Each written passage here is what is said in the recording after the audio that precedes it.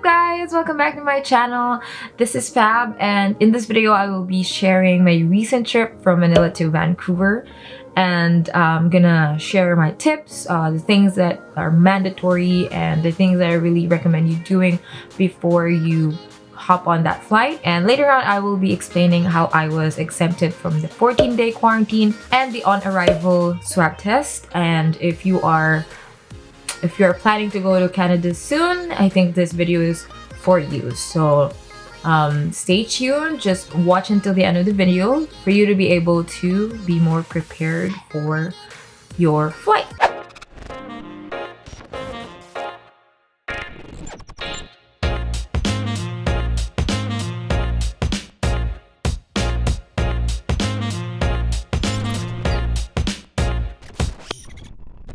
Okay, so today is August 12th and today is my flight to Canada. So nervous, but I'm also so excited. I will be with my dad and I hope that everything goes well. We will go to the church first before we leave. But anyway, yeah, let's go. Bye room. I'm gonna miss my room. This is my pink room. My aircon, my printer. Let's go down. Bye bye. Cardo. Bye bye bar. Mini bar. Bye bye Aro.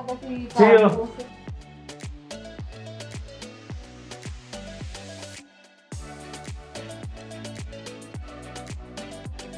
Okay, so nandito po tayo sa car number 2. Wow, ating driver, ang Ninang Les.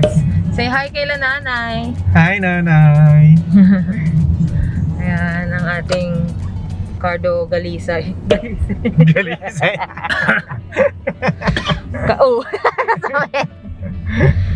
Magandang buhay. Kay Carlo Galisay. Magandang buhay kapamilya. So, ayan guys. Ito tayong airport.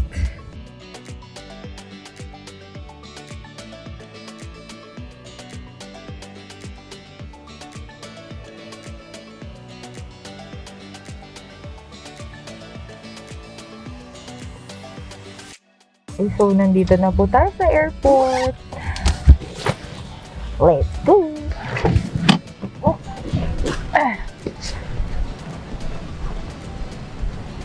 Ako ay ano na Lair? Are you gonna? Pati yung ano $2.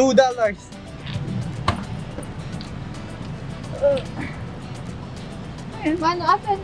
Ano, dadali namin yung masking tuba?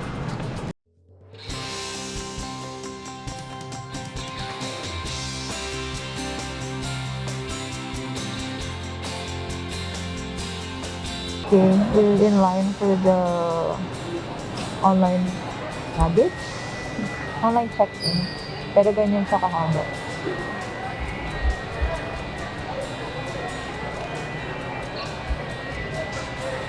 Go early.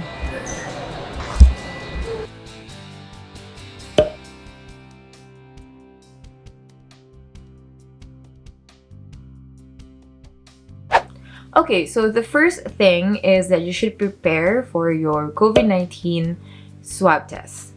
And so some of the key reminders is that first, of course, it should be negative, so that they would allow you to board your flight. Another thing is that it should be taken 72 hours prior your departure. So for example, I left at August 12, 7:40 in the evening. The earliest date and time that I could have my swab taken is August 9 at 7:40 p.m. So that's exactly 72 hours before your flight. But my advice is for you to take it the next day. So I took mine after lunch, like on August 10, 2:30 in the afternoon.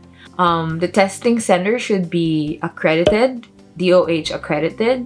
So it's said in the testing center that the test results will be released within 24 hours. So mine was like just around like 11, 12 hours actually. So I got the results like 2:30 in the morning the next day. So some of the passengers were not allowed to board because of the wrong timing of their swab. So again, that's really crucial for you to have a smooth flight. So again, this COVID testing swab is really crucial requirement. And so since I'm flying with PAL, I decided to get my swab on their accredited or like their in-house testing center. I think they have two. One is in Ermita and the other one is near NAIA 3. And that's PAL Gate. So let's just insert a clip of me having my swab. In the testing center, it's really quick actually. I got there. I just need to present some things like my plane ticket and my PAL health declaration form, and then I paid, and then I got to the swabbing area, and then I think I got out of it like within like 10 to 15 minutes. So it's really quick. Also, it should be an RT-PCR test, not the antigen test. So that's a crucial information, guys. So don't miss it. Anong feelings? Nakakiliti yung ilong ko. Okay, so before your flight, you will need to download two applications. The first one is the ArriveCan applications. Now, anyone who wants to enter Canada by air should answer this form. So basically, it gets the information of your flight and your quarantine plan, and the last step is the health declaration that you're not experiencing any symptoms of COVID. And it's really mandatory for you to accomplish this within 72 hours before your scheduled flight. So, and then the thing is the Trace app here.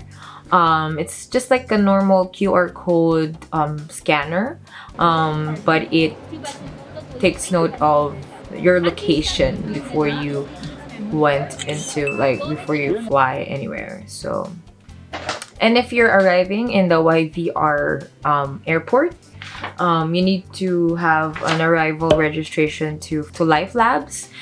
So this is your registration for the on-arrival swab test, which I didn't really need, but you know, be prepared for it.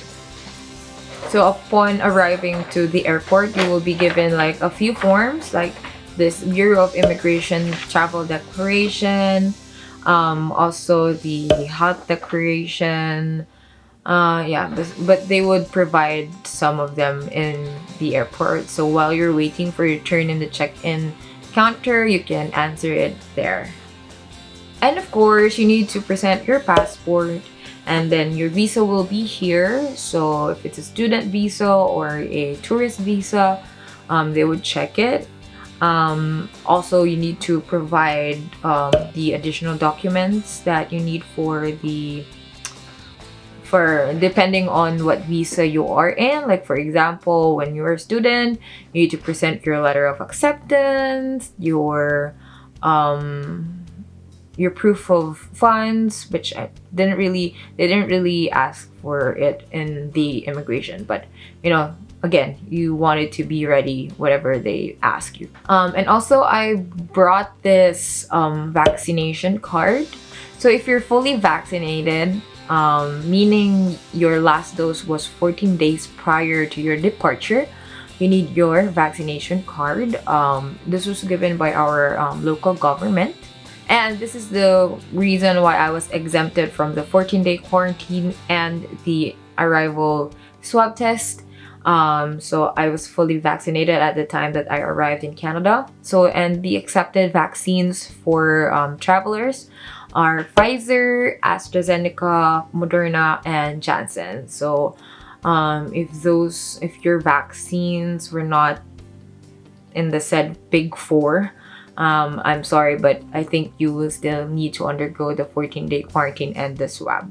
Another thing is that you needed a travel insurance. I'm not really sure if this is required, but last month, I received some news that there were students, international students, who were offloaded because they didn't have travel insurance. So I asked my auntie over here to get me a travel insurance, as well as my dad. So, you know, less chances of being offloaded.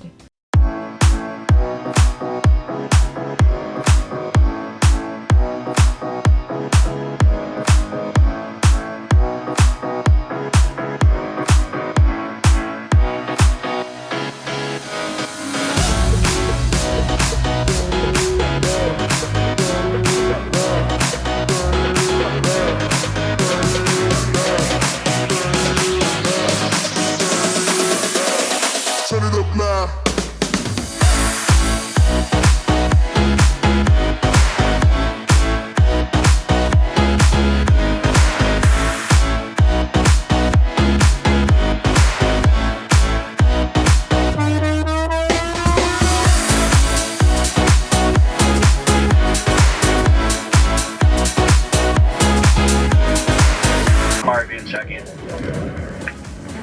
Our estimated flight time is approximately 11 hours and 30 minutes.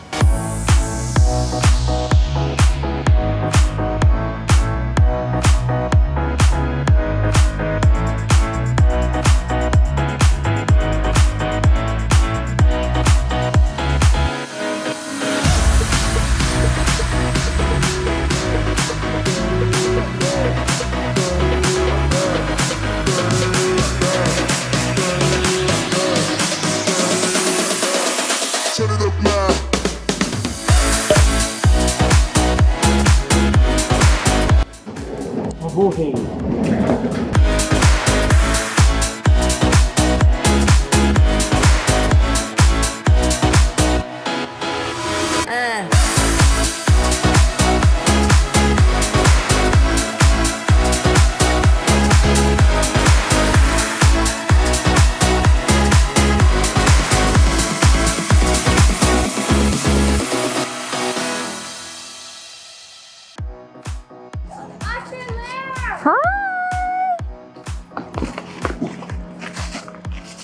Hello!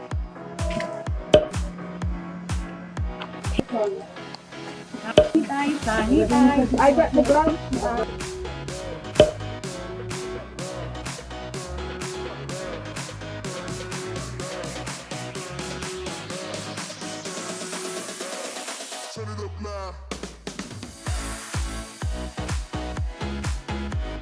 And I think that's it. Thank you for watching to this part of the video. Hope to see you on the next one. Stay fabulously brave and beautiful. Bye!